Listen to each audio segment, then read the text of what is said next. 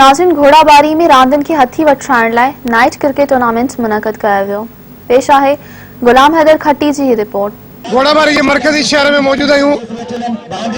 हर शहर में जेको घोड़ा ॿारी सब खां वॾी आबादी वारो शहर आहे।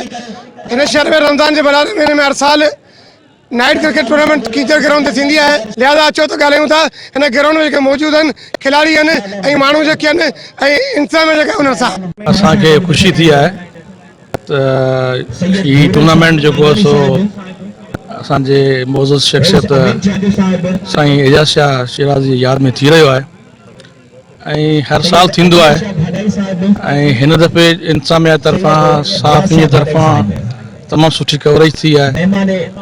कहिड़ी बि टीम खटे थी उनजो ज़रूरी कोन्हे, क्रेडिट ज़ाहिर ॻाल्हि आहे फाइनल में जेके टीमूं पहुतियूं उन्हनि पंहिंजी महिनत सां आयूं आहिनि ऐं जेका बि टीम खटे थी उनखे उनजो पूरो उनजो हक़ आहे त उहो ट्रॉफी खटे ऐं क्राउड जी ख़ासि करे क्राउड वारा जी जेकी पीर पठे जी क्राउड आहे ऐं जेके मोज़िज़ शख़्सियतुनि हिननि हमेशह ईंदा रहिया आहिनि उन्हनि सुठो पार्टिसिपेशन कई आहे ऐं हर साल इहो टूर्नामेंट थींदो आहे ऐं उमेदु रखूं था त अॻियां बि थींदो रहंदो इंशाअल्लाह ताला।